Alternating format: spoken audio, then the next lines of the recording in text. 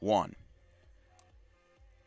Playoff baseball rolls on from East Hampton, New Jersey, as Dan Wilkins Broadcasting presents the quarterfinal round of South Jersey Group 4. It's the 12-seed Washington Township Minutemen versus the 4-seed Rancocas Valley Red Devils. Hello, everybody. I'm Dan Wilkins, joined by our special guest, Greg Himes, former head coach at Overbrook High School, making the trip up here to Burlington County to watch a 12v4 game. Washington Township feels like they've got the momentum in their back pocket. They had a 13-9 win over Egg Harbor Township yesterday, and now just one day later, less than 24 hours later, they have to make an hour-long trip again, this time to East Hampton to face Rancocas Valley. Well, Dan, first, thanks for having me on. It's great being on this side of the fence. Known Bob Kelly a long time. Dan Haverstick over at RV is a great coach. He had a great playing career behind him as well.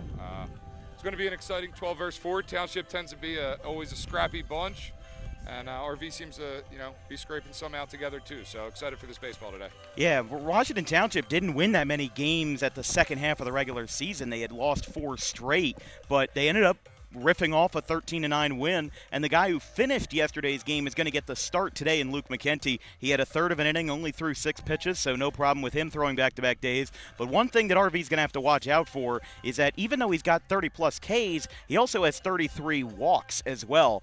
But that's the thing. He's got 33 walks, but his ERA is still 2.72. So the regular season mojo is that he gets out of jams, but he could be in trouble if RV gets the bats going.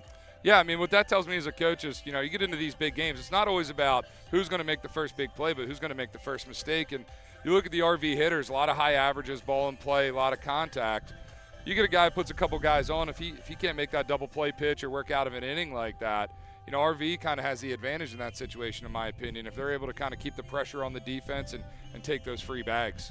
And then on the other side of the coin, you've got, for Rancocas Valley, you've got Eddie Raminsky, who only has 7 walks the entire season. We haven't seen him pitch this year, but I'm intrigued to see how he's going to face this Washington Township lineup that after yesterday's win, they may be a little bit tired, but they're certainly very hungry.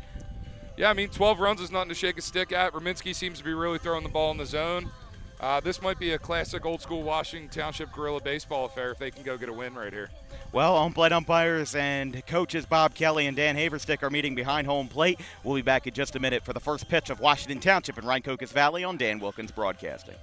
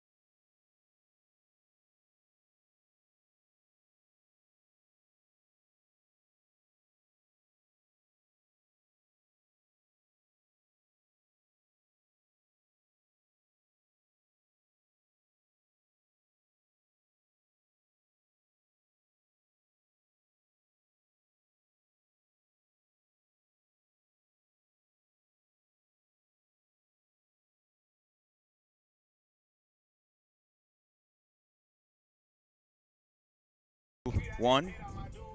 Your starting pitcher for the Red Devils of Rancocas Valley will be Eddie Raminsky. 29 and a third innings for the right-hander, 7 walks, 31 Ks, a 4.30 ERA, and a 1.19 whip. We talked about Luke McKenty being a walk-heavy pitcher. Well, this seems like quite the opposite for the Red Devils right-hander with Dan Haverstick. Very excited to see how RV manages this because, as we said, they had a 1-0 win over Southern on Wednesday. They had Christian Corbizzolo, who threw the complete game effort. He was hurt for the first month of the year, but now he's back, and RV's got a full pitching staff ready to go.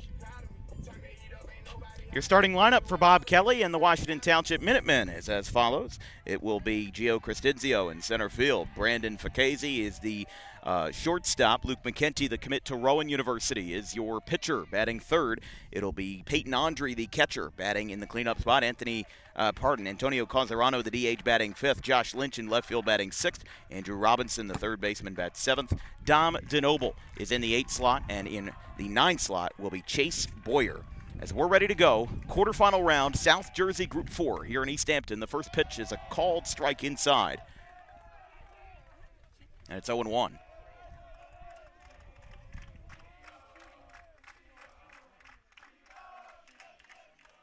Oh, 1. Raminsky working quickly, and appeal to first. No swing. Man, with all the rain last week, what a beautiful day for baseball out here. Yeah, had a very sluggish Memorial Day weekend with that 50 degrees and rain, as there's a breaking ball that drops in for a strike. But we've had some great days for baseball in the last couple of days.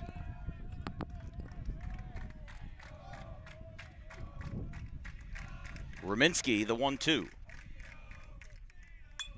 Fly ball to right. This one's down the line. Could be a play for Alvarez, and he'll run out of room. It's out of play. And it'll be a 1-2 count to Crescenzio. Washington Township 11-12. As we said in the open, they'd lost 6 of their final 7 regular season games before playing Egg Harbor on Thursday and winning that game 13-9, a game that Washington Township led the entire way as a 12 seed. 1-2, up and in.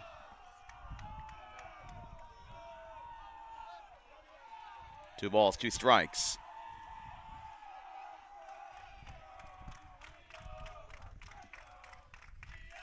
Raminsky ready, the 2-2. Breaking ball. Oh, how about that? He just caught that one right in his bare hand on a 1 hop.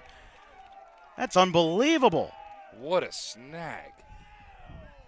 Cannot believe that. Eddie Raminsky, barehanded play. He makes a 1-3 put out, but certainly not your usual 1-3 put out for the first out of the game.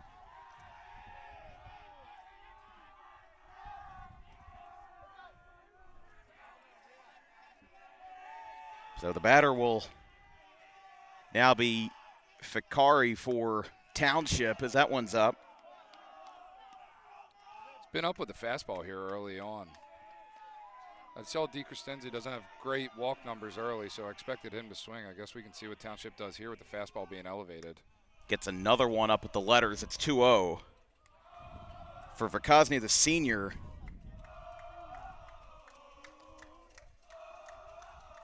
Batting .436 this year, 17 for 39, 8 RBIs.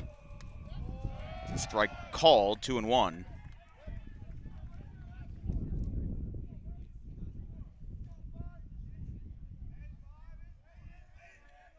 Two balls, 1 strike here with McKenty on deck. As that ball's laced into right center field, that'll get down for a base hit. Drops in front of Sprague. He'll fire one. They will have a courtesy for the pitcher. So 2 on, 1 away. And Andre takes outside, 1-0.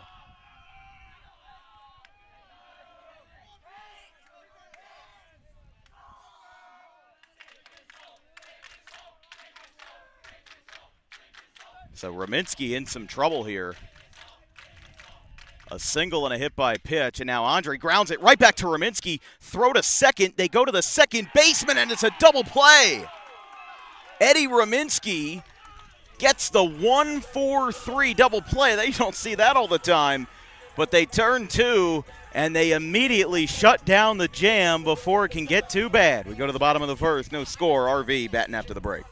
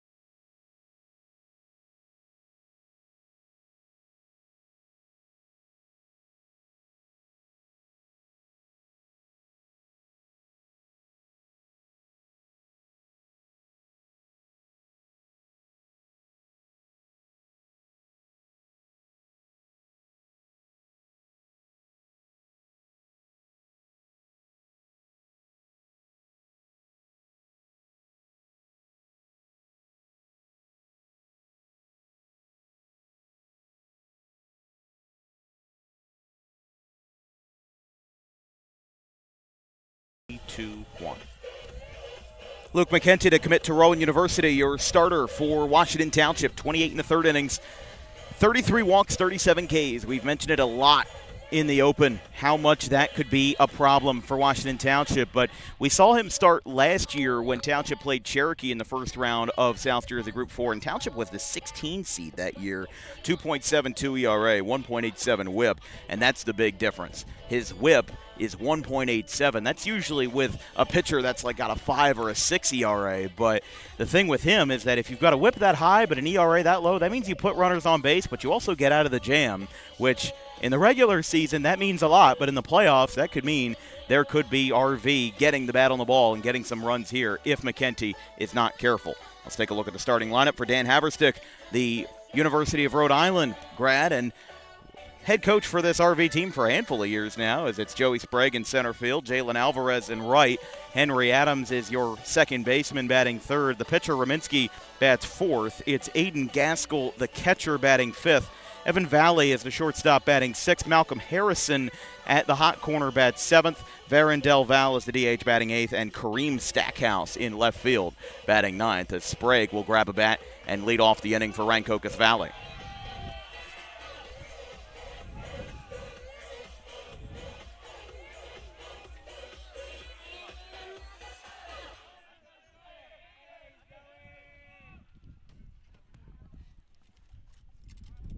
So McKenty ready to go.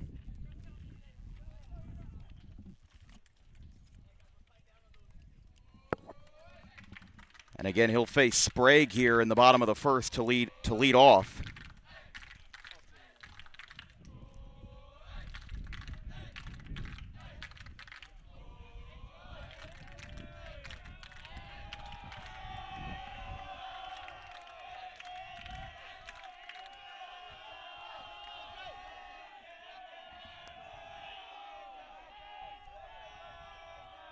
Sprague, the junior, first pitch at the letters, up high, 1-0.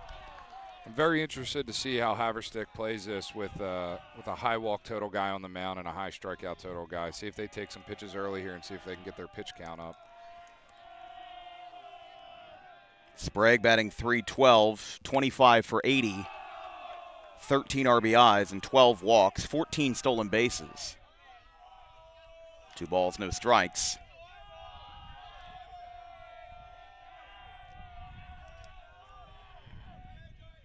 McKenty ready, the 2-0. Inside. And this is what we were talking about. The walks could come back to bite McKenty, especially with how deep of a lineup Rancocas Valley has. As the count will be 3-0.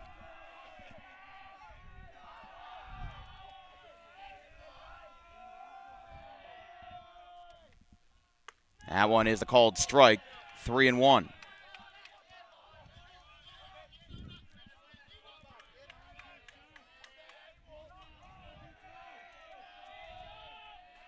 McKenty ready. That one is ball 4. And Sprague walks to open up the inning. So this will now bring up Jalen Alvarez, the right fielder. Looks like McKenty's trying to work in early here, it seemed like, on that lefty. Lefty-lefty here is a nice approach. Wonder if they're going to start the runner early here. Maybe they get in the zone. A little hit and run action here with the lefty, going lefty-lefty. Wouldn't be surprised with that. I mean, you're getting, again, back-to-back lefties in the lineup to open up for RV as Alvarez smokes one the other way foul. It's 0-1.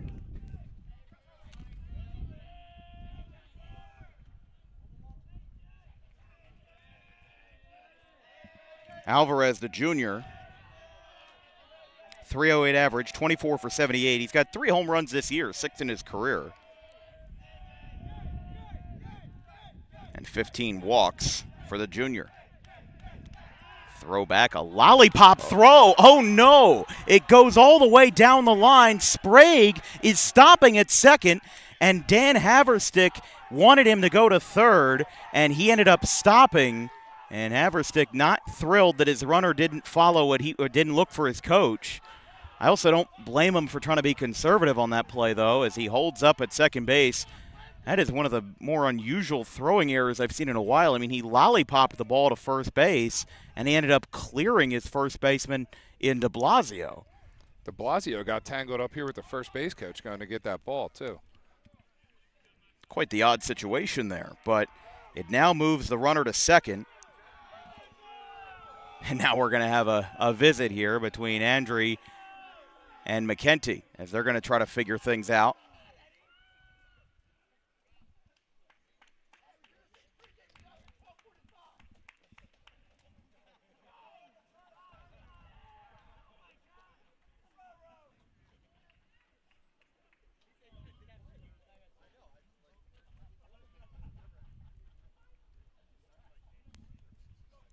So the count is 0-1 to Alvarez. Looks like Township's expecting hands right here with the first baseman playing up and the second baseman playing over in the hole. Looping curveball is high. It's 1-1. Yeah, I feel like McKenty's under a lot of pressure right now, and this is not the start you could have wanted. Obviously, you had all that momentum sucked out of you with that double play. Just not a great idea, not a great situation for Washington Township right now to be in.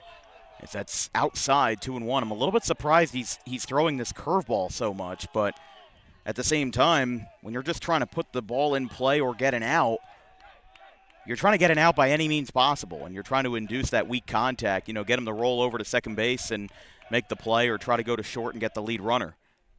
This one's a weak tapper. No, it's foul. Looks like it got a piece of Alvarez. Alvarez started to run out of the box, which that confused me at first, but umpire called it dead behind the plate, and it's 2-2. Yeah, if you don't run that out, they're going to say they didn't see it, and it's an easy out at first base. At least being able to put some pressure on them. You get that guy to third base there, it's a lefty doing a job. 2 balls, 2 strikes. And nobody out with the leadoff man on second base in Joey Sprague. McKenty's 2-2. Breaking ball outside. I'd rather him try to go for a low curveball instead of moving outside, because if that outside breaking ball misses, sometimes that'll miss over the middle of the plate. But a lot of these pitchers like to try these backdoor breaking balls now, and you know why? It's mostly because it's popular with the big leaguers. You see a guy like Mason Miller or Joan Duran try to, whip that breaking ball back into the zone. But the problem is, again, if you miss, it's either going to go way outside or it's going to go over the middle of the plate, and that's dangerous. I agree with you there. I think if you see where the hitter's lined up in the box. Here's a ground ball to second base. Sidearm throw is in time, so it's a 4-3 ground out, and it now sends up Henry Adams, the second baseman for the Red Devils.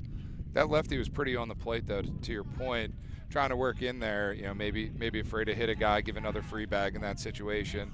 And I wonder who's calling pitches for Township. If it's the catcher or the coach, he might be trying to feed a ground ball to the left side in front of the runner, too. So. Now, this is an interesting point of discussion, and you can disagree with me all you want, but I do not like the idea of coaches exclusively calling pitches, because I think that what wins ball games is a great relationship between the pitcher and the catcher, as that one's fouled back. And even the Miami Marlins are doing it at the professional level, where the catchers aren't even calling pitches anymore, and they're calling the pitches from the dugout. But nobody knows how the curveball is going to work better than a catcher. Nobody's going to work how the fastball is going to do better than the catcher. And I feel like that should just be a catcher's decision if they know what they're doing. I wanted to know your take on it. Yeah, so I agree with that because I'm a player's coach, right? When I manage my team, I love when my players, but we're going to have a conversation. And I think if you look at a lot of these high school coaches, as the head coach, you're under scrutiny at all times. Right. And calling pitches and pitching is the number one, most important part of the game. So we have a coach call our pitches. My nephew AJ has called our pitches, and he's got a hitting chart in front of him and spray sheets and all the information he can have. But a lot of times it's a conversation between him and the catcher. That one hit him. There's that hit by pitch. That's what we were talking about. And that was outside to Alvarez, but instead it runs inside to Adams, and Raminsky, the pitcher, will bat, looking to help his own cause here with one away and runners on the corners. But go on. So I think when you can have that conversation and your catcher's going to understand the type of stuff that the guy's got going that day, you come into the dugout and it's like, hey, look, his slider's great, changeup's trash to a righty today or tough to a lefty.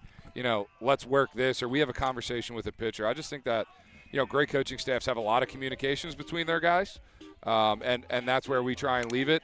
At the end of the day, though, if you got, Haverstick's job's on the line every day he goes out here, and he's going to want some control in that too. So I definitely see both sides of the coin. I think the best programs, though, you're going to see just a healthy overall conversation between the two of them, and it's going to be more of a collaborative effort. Well, I think to your point as well, we talked about Dan Haverstick, and the last 2 years, RV was a top 4 seed, and they lost in the first round. They lost to ACIT, the 16 seed, 2 years ago as a 1, and that was very shocking, to say the least. And last year, they were the 3 seed. They lost to GCIT.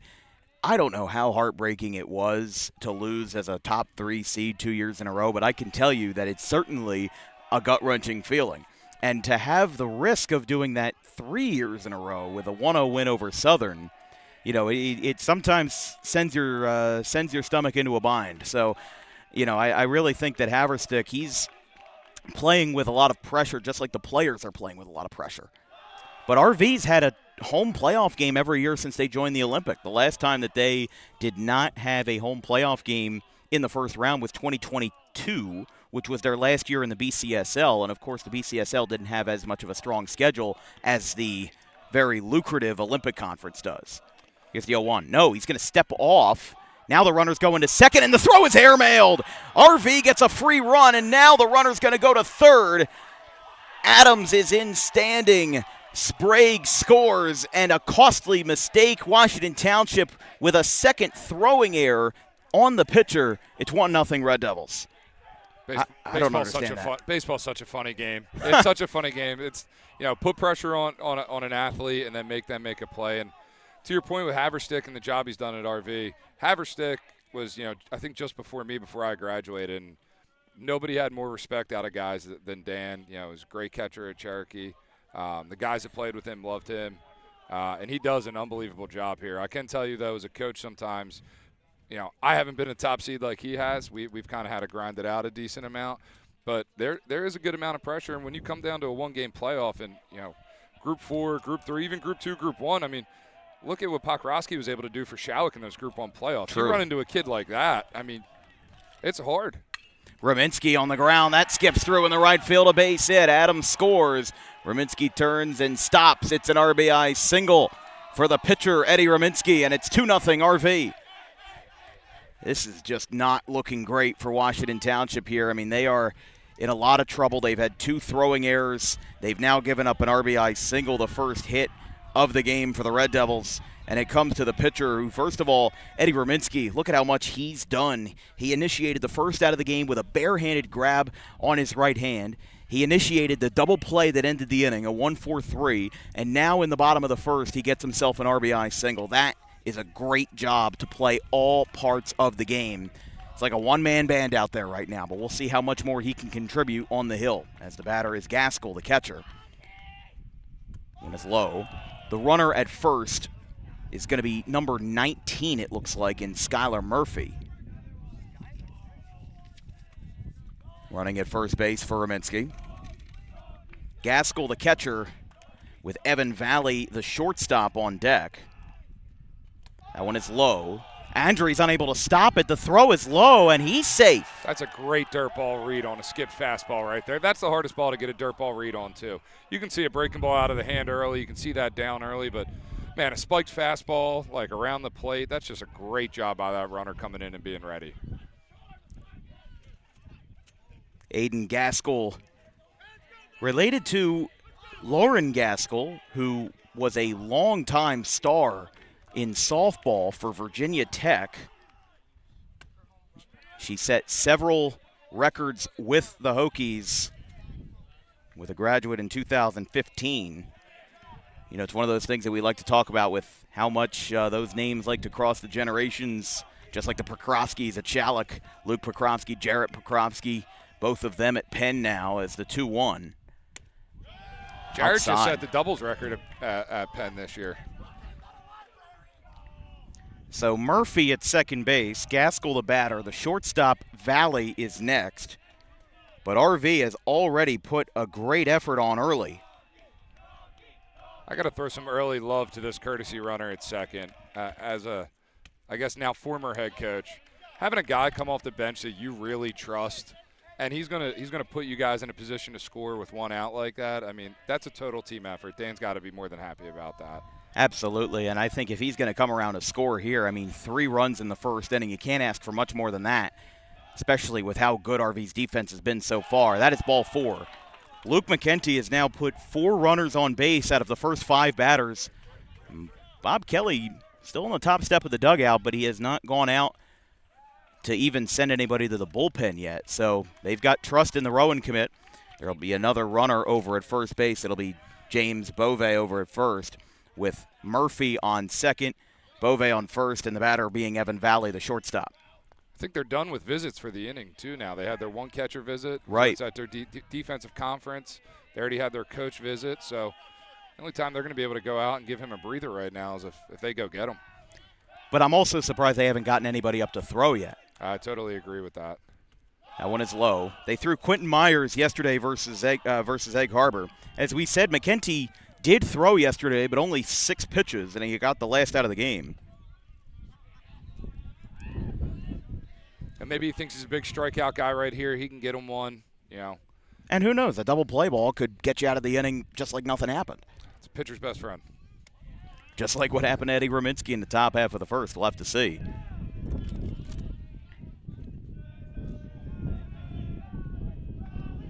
But Valley, the junior, grounds this one out to short. Picked up a high bouncer. Throw to second for 1 on the run. Not going to make a throw.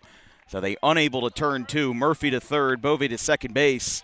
And that now puts 2 runners on here for the third baseman in Malcolm Harrison on what will be a 6-4 fielder's choice. So the runner Bove retired at second base. Again, Murphy got to third. We've got runners on the corners here with the 7th batter of the inning. As Harrison, another junior, very strong 2027 class for this Rancocas Valley team. And if they're doing this well with this many non-seniors, that always bodes well, or at least almost always bodes well for the future. 280 average, 21 for 75, 7 walks, 11 RBIs, and 6 stolen bases for Harrison. Runners on the corners looking to pad this lead early. McKenty steps off. Not going to take too long, though. He'll get right back into the motion. Now, if I'm here, I'm 2 extra steps. Make him pick off. He's thrown 2 balls away so far. Make him play catch with his guys, and this is going to be an interesting, situation for me, because if we start the runner, Township's going to tell us what they're going to do right here. If they're going to throw through, if they're going to cut this run, is their feelings on how they're going to be able to hit Rominski. This is a big situation right here. Township will lead off the second with their 5, 6, and 7 batters, as there's a strike called 1-1. That will be Causarano, Lynch, and Robinson for the Minutemen. 1 ball, 1 strike now to Harrison. If the inning continues after him, Varon Del Val, who had the only RBI of Wednesday's game, the double that led RV to a 1-0 win, he would be next as the 1-1. This ball smacked out towards center field. This one sending Cristinzio back, but he'll make the catch. And honestly, for what it's worth, that could have been worse. 2 runs across, 1 hit on an RBI single by Eddie Rominski, but 2 throwing errors plague the Minutemen in their first inning. As we go to the second, RV 2, Washington Township 0.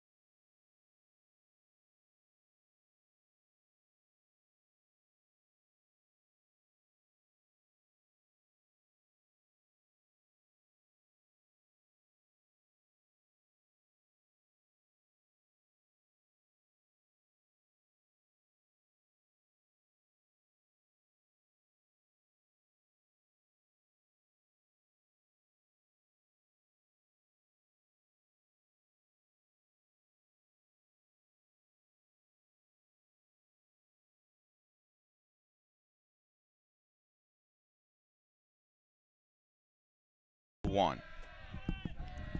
Top of the second inning here from the Rancocas Valley Regional High School Sports Complex here in East Hampton. I'm Dan Wilkins. Our guest analyst today, Greg Himes, former head coach at Overbrook from 2019 to 2026, also former pitcher at Rutgers Camden, former pitching coach at Rutgers Camden, and at Camden County College. As the first pitch to the Township leadoff man is a strike called as it's 0-1. It's 5, 6, and 7. Antonio Calzerano, the DH, Josh Lynch, the left fielder, and Andrew Robinson, the third baseman, due up for the Minutemen. Our producer, Rock Roberson of RV as well, as that one misses 1-1. But if you're just joining us, obviously we had some internet issues early on, and we may still be navigating some of that throughout the game. But in the top of the first inning, as fly ball foul, not going to get any play on this one. In the top of the first inning, Washington Township got a runner on, but Eddie Rominski initiated a 1-4-3 double play to get out of the inning. RV scored 2 thanks to 2 Washington Township throwing errors and an RBI single by Rominski. So he has been quite instrumental in RV's successes so far here in the quarterfinals of South Jersey Group 4 as the 1-2. That one's upstairs, missed on the breaking ball. Looks like Township's getting a lefty loose in the pen now. I wonder if they're going to run McKinty out for next inning and just have him ready. Yeah, ready just in case, as that is number 21, Jake de Blasio, who is in the game at first base, but he is not in the lineup. He is hit for by the DH Calzerano.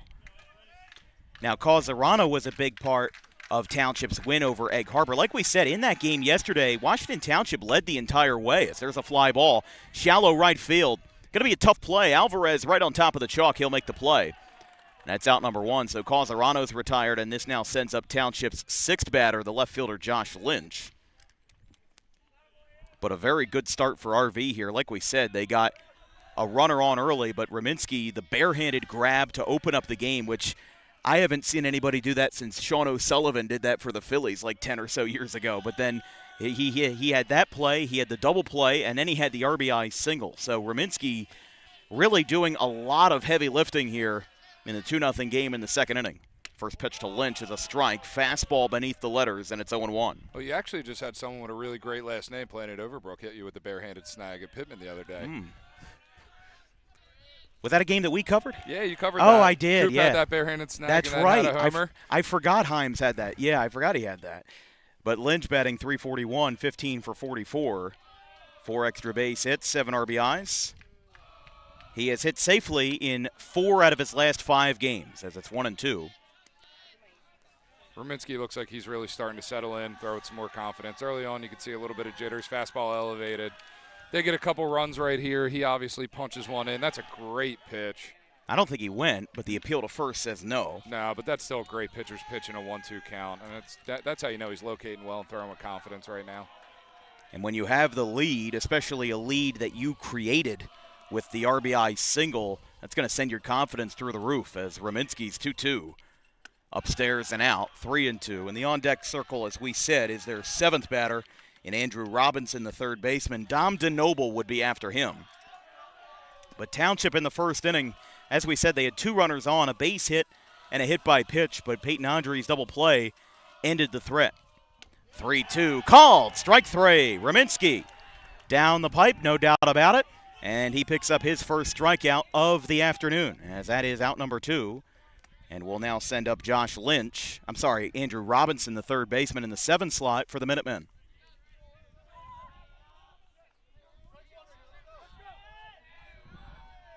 2-0 Rancocas Valley in the top of the second inning. Good crowd on hand here for the playoff action in East Hampton.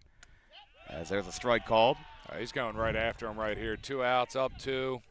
Big ballpark. I mean, no reason not to go after him, and with the lead that you have.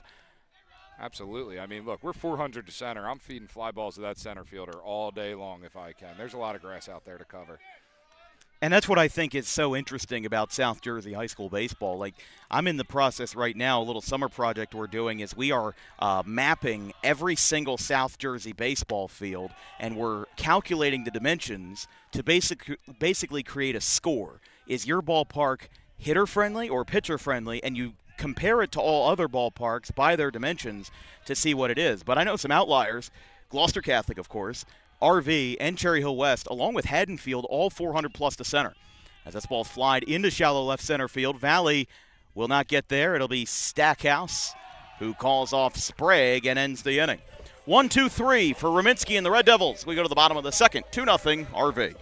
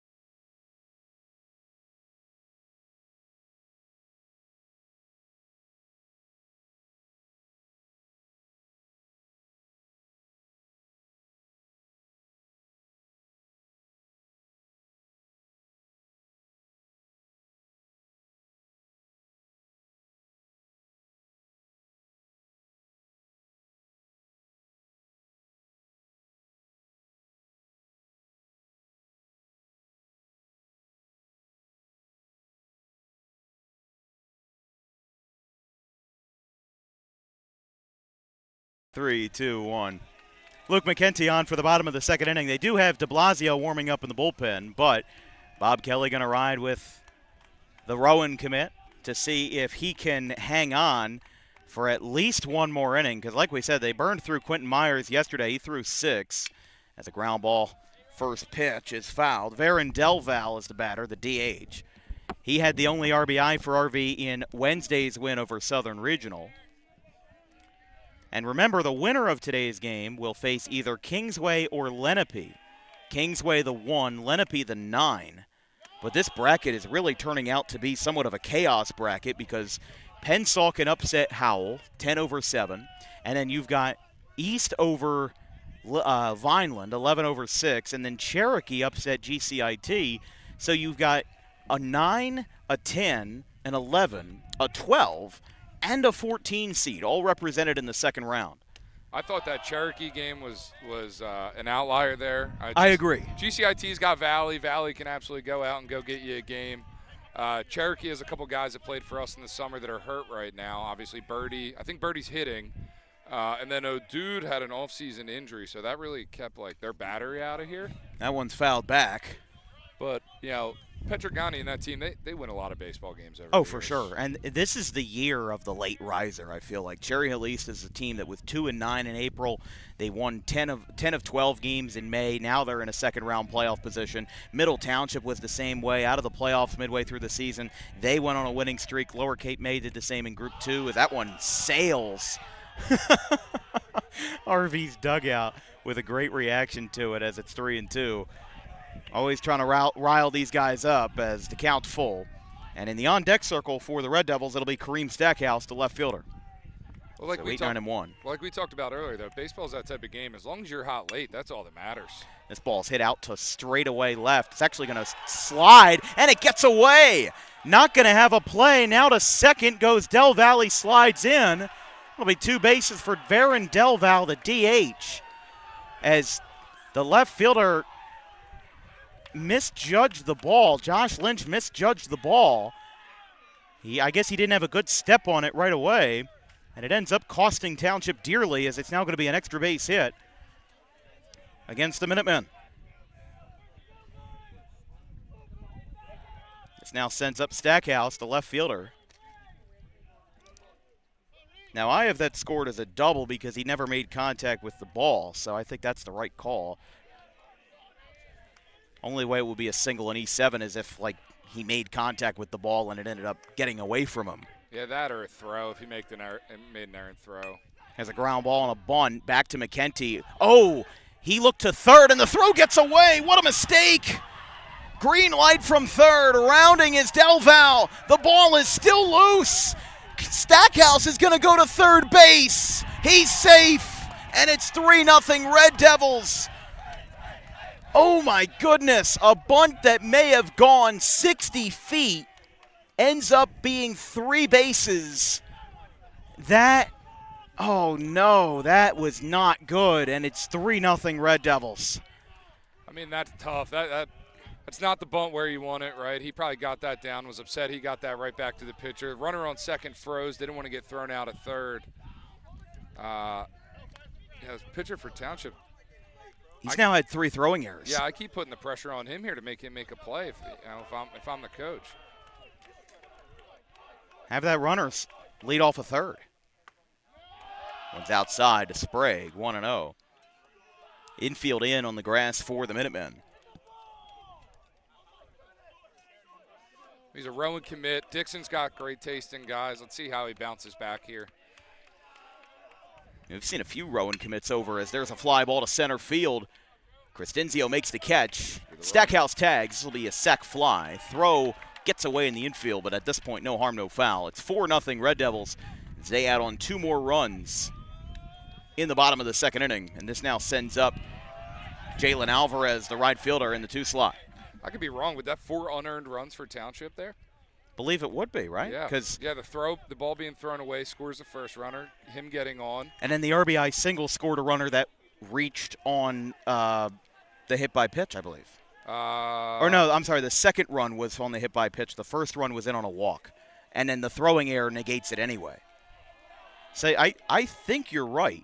Maybe 1 earned? Yeah, I think at the most 1 would be earned. Well, it's like we talked about early in the game. Sometimes it's not about the plays that you can. It's the ones that you really have to make. And what did we say earlier about not being the one to be the most consistent, but maybe who's the one that makes the first mistake instead of taking that big swing? Alvarez takes inside, 1-1, but just not a start that Township was looking for. They're going to have to get the bats rolling because this is a team that hits well. Peyton Andre, fantastic hitter. Crescenzio is a great base stealer, and you've got some other very well-fleshed-out guys on this team, as that one's high. I mean, they just put up 12 runs yesterday against an Egg Harbor Township team that 13, actually, yeah. 13 that has great arms. Mm-hmm. I mean, top to bottom, out of the last couple of years, Sweeney, Fluky. I mean, they always have some guys in the stable that can throw it. 2 balls, 1 strike to Alvarez.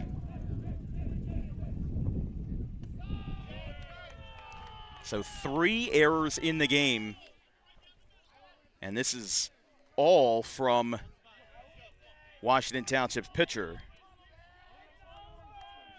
in Luke McKenty. As the 3-1 is low, ball 4.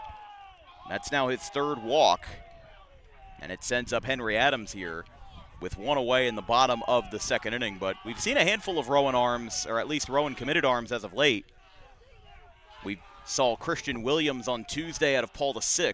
He struck out 15 batters in a 6 2/3 inning effort, and Bob Kelly is coming out. If Bob's coming out, they're probably making a move. Yeah, first baseman's going in to get the glove. Yeah, that is Jake de Blasio. He was warming up in the bullpen earlier in the inning when Township was at the plate. So the sophomore will come in with a runner on and 2 runs across. Luke McKenty's day is done after just an inning and a third. He walked 3 batters, gave up 2 hits and 4 runs, and to my knowledge, at the most, 1 of them is earned. We'll be back after the break. De Blasio comes on when we return.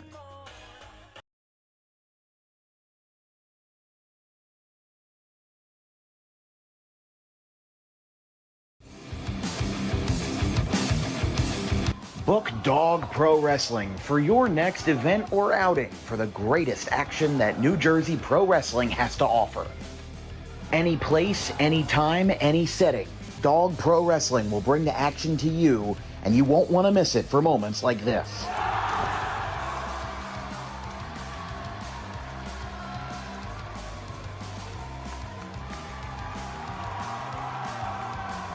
But don't just take it from me. Take it from Max Mundo, the Dog Pro Wrestling ambassador. This is Max Mundo with Dog Pro Wrestling. Are you a civic organization, sporting club looking to fundraise? Then look no further to Dog Pro Wrestling. We do grand openings, corporate events, and much more. And why not from some of the wrestling talent themselves?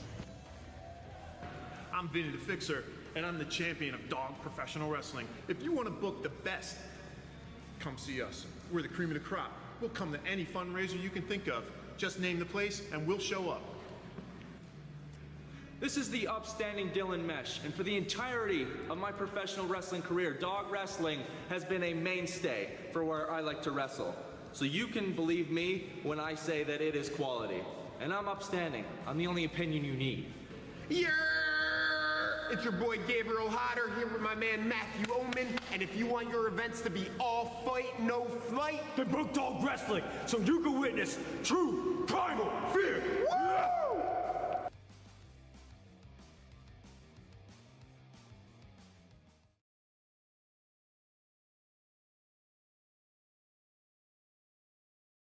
Two, one. Jake de Blasio is the new pitcher for Washington Township. The sophomore comes in with a 4.54 ERA, 24 2/3 innings, 5 walks, and 29 Ks. His last appearance was yesterday versus Egg Harbor. He threw 2/3 of an inning, but he only threw 28 pitches, which is what allows him to throw back-to-back days. I believe the limit is 30 for one day. That would be correct. Crafty little lefty right here. Good sidearm throw on the pickoff. Go ahead. Yeah, it was good. Good angle here coming in. He's definitely a ground ball type guy. McKinty, obviously more of a strikeout guy, walk guy. You see a lefty like this trying to do some fly ball outs, get you 1 pitch, 2 outs right here and get out of this inning would be the biggest goal here.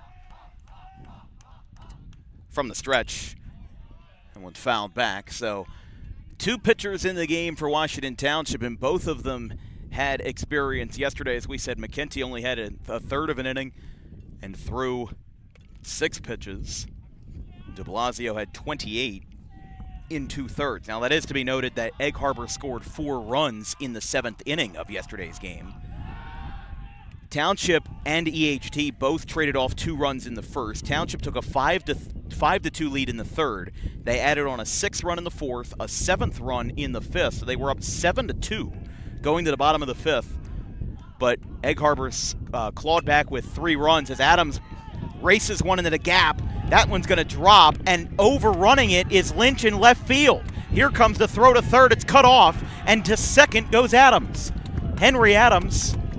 I believe I'm going to score that as a single E7 because Lynch tried to barehand the ball because he overran it, and it ends up allowing both runners to advance. It now puts 2 runners on as it's a lefty-lefty matchup, pitcher versus pitcher, de Blasio versus Rominski.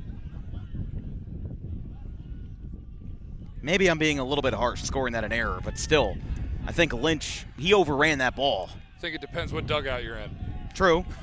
Very true. But it's still a hit either way. That's the thing. Absolutely. It's the difference between a single and a double. Rominski, right field line. On the first pitch, that gets down. Another pair of runs will score. It's off the wall. Rominski will stop at first. It's a 2-run single. Eddie Rominski, half dozen runs for the Red Devils. It's 6-0. Man, it's a Rominski show today. 3 RBIs at the plate, and he has had a nearly clean slate on the mound. It is the Eddie Rominski game as it's now 6-0 Rancocas Valley. They'll have Murphy run at first, and he's going to be mobbed in that dugout as Rancocas Valley, after 2 heartbreaking first-round losses in the last 2 years, now finally feel like they've got some weight under them. You better believe that Haverstick came into this game saying, we're not letting that happen again. Oof. He attacked the first pitch that time, called a strike, 0-1.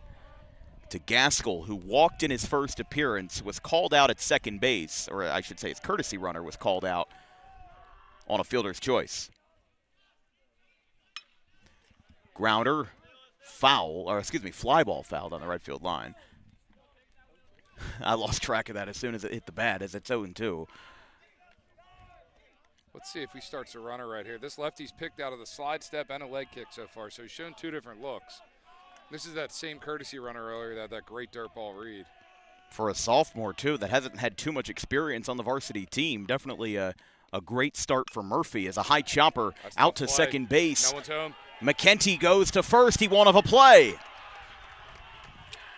And it's a base hit for Aiden Gaskell as Evan Valley will bat.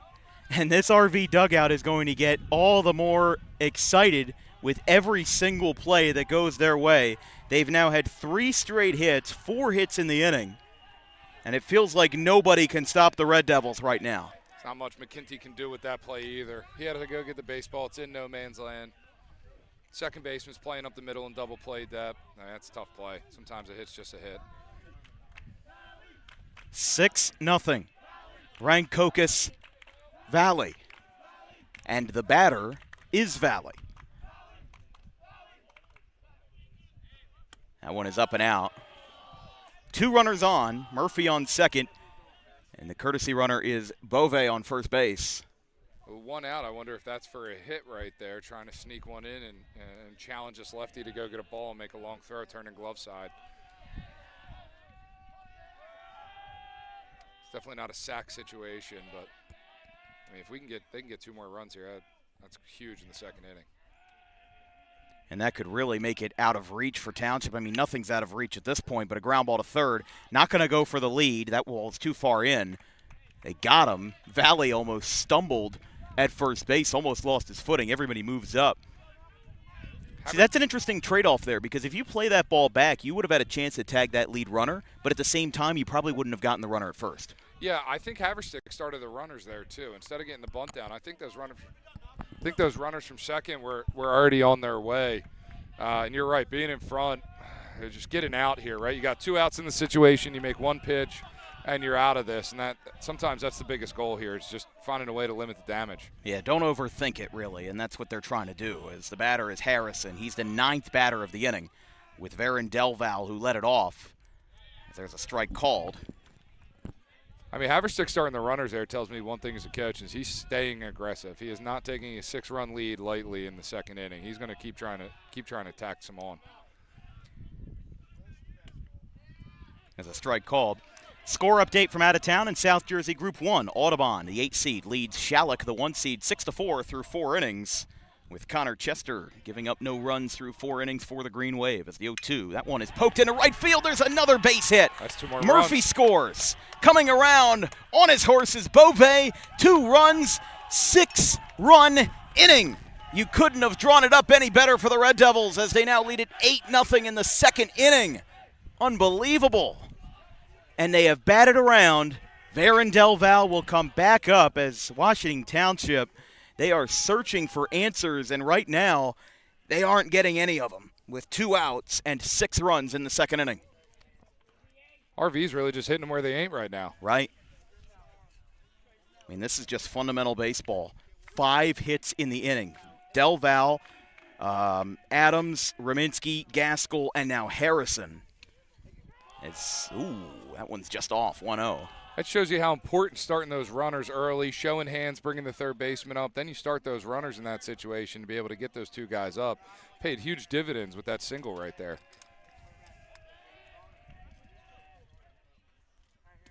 Check swing. Ump says he went behind the plate, and it's 1-1.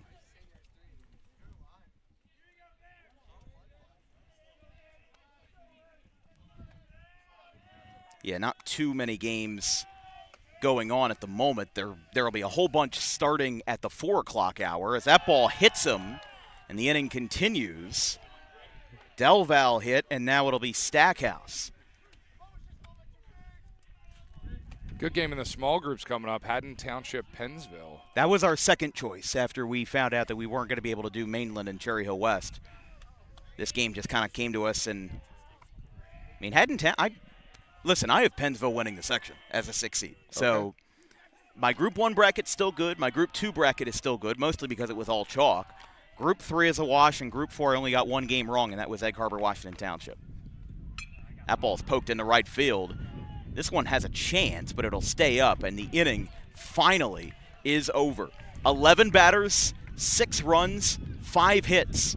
A crooked number for Rancocas Valley as they look to solidify this lead, and they look to add some more runs, but for now, they'll look to get it back on the defensive side. 8-0 RV through 2.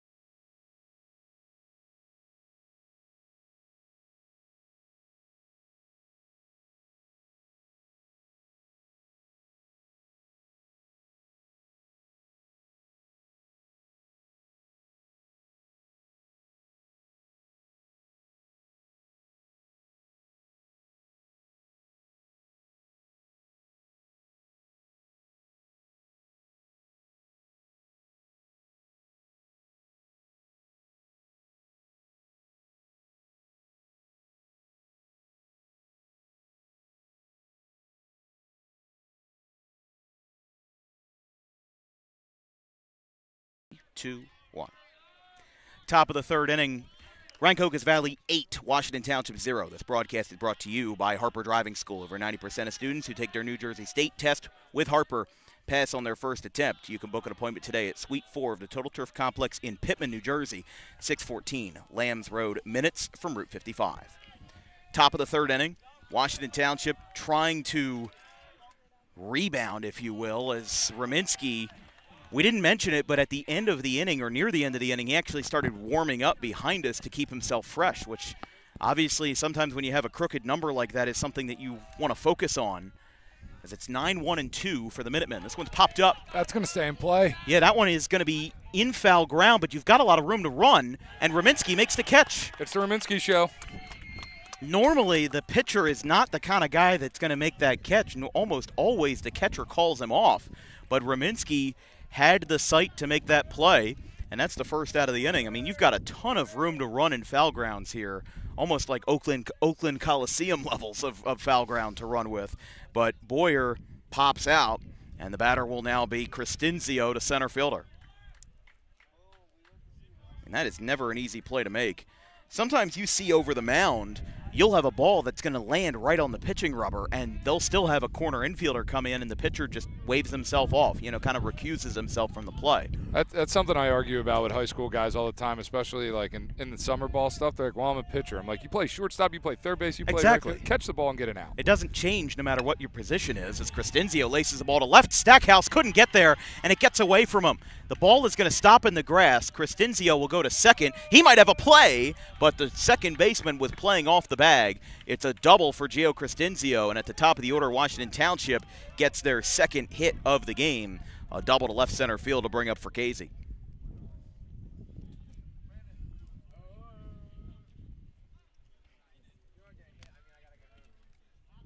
Or apologies, Boyer had the base hit. I was one guy off on the lineup. We do go back to the top now for Cristinzio, so that's even better for Township, getting a hit and an extra base hit at that out of the 9 slot. That is not easy. So a double for Boyer. DeNoble was the one that popped out to the pitchers. Now that one's in the right field, a base hit. Alvarez was playing short, stop sign at third base. And back-to-back base hits here off of Rominski, as the batter will now be for Casey. You get into a game like this with a little bit of a bigger spread. Rominski's going to probably be fastball heavy here, trying to stay in the zone, limit walks.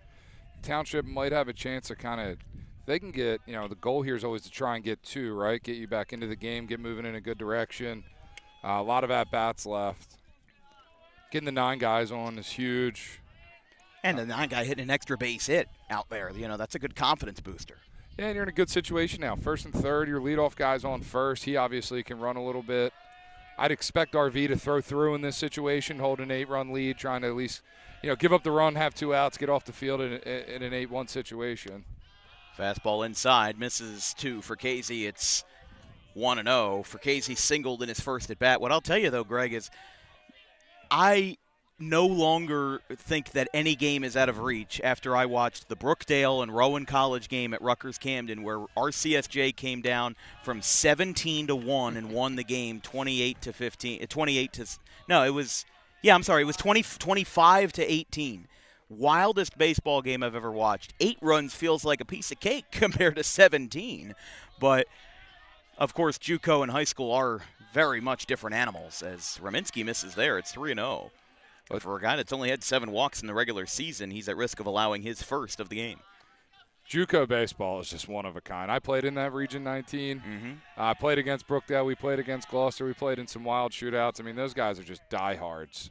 What I would say as well, and maybe it's more of the case now than ever before, but JUCO is a hitter's league. I mean, you're seeing almost every game. I feel like every JUCO game I watch is some degree of both teams are scoring 10 runs as a fly ball, shallow to right. This one could be in a fair ground. It's caught. No tag from third. Jalen Alvarez covered all that ground and made a fantastic play down the right field line for out number 2.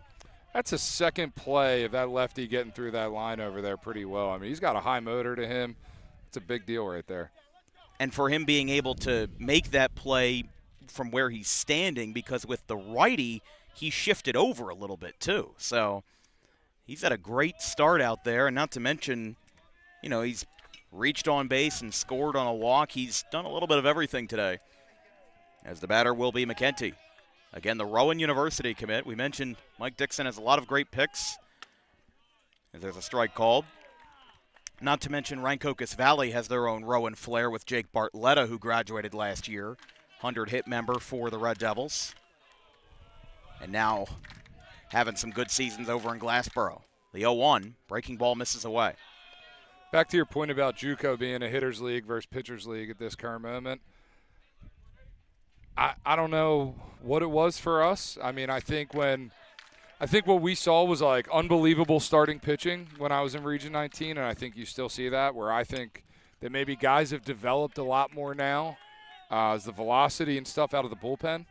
There's runs being scored later in the game. You have your top-end starters, your D1 transfers in, especially, Gloucester and Brookdale always had a ton of – they kind of set the standard with that early on coming out of Monmouth. JJ up there was a great feeder program for Monmouth specifically. There's a swing and a miss.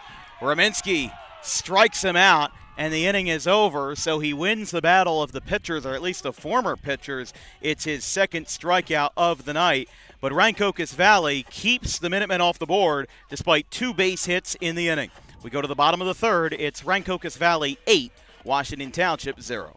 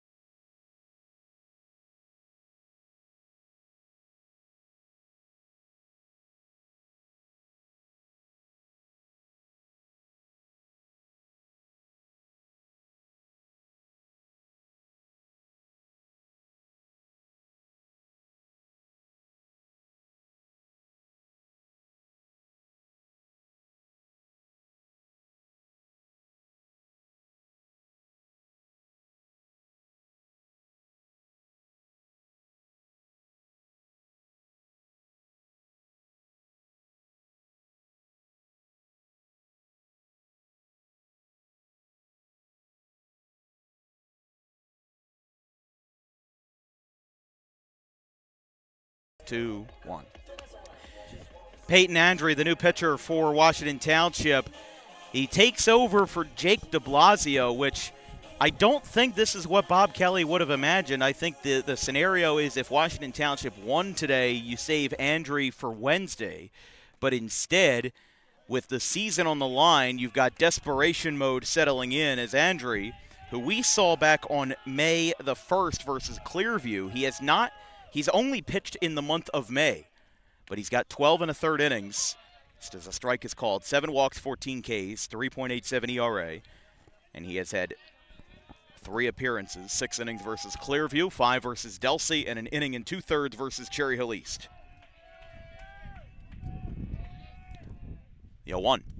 Check swing. Home plate umpire affirms that the batter went in Sprague. That's a tight deuce right there. I mean, that's some late action on that pitch. That's a nice pitch. Yeah, he's a great athlete. I mean, he's somebody that was a riser last year. As we said, he's batting .364 this year, but in his first season at the varsity level, hit over 400 as a sophomore. He's got 2 home runs in each season. That one's away. I'm a little bit surprised that they're sending him out here, but I think at the same time it's perspective. You know, for Washington Township, they're down 8 runs in a playoff game. You can't just wash this one away and play tomorrow. This is your season on the line. You really have to dip into the deepest depth of your pitching. As Sprague ropes a ball in the left field, Lynch picks it up. He cuts it off. It's a base hit for Joey Sprague. It's his first hit of the game, but he's made an impact every at-bat. He's had a walk, a sac fly, and now a single. And he picks up where he left off after a 6-run, 11-batter, 5-hit inning for Rancocas Valley. It now sends up Jalen Alvarez. To your point in that situation, Bob Kelly's got to do whatever he's got to do to try and win 1 inning at a time right here. Like you said, it is survive in advance. So whatever tomorrow looks like, it looks like, as long as you have it tomorrow. Here's the first pitch. Just missed beneath the knees. Alvarez 0 for 1, a walk and a ground out to his name. Alvarez is really on the plate. He loves to be on the plate. They tried to work him in early too, McClinty. They're trying to get fastballs in on his hands right here. The 1-0. That one's popped up. Fly ball down the third base line.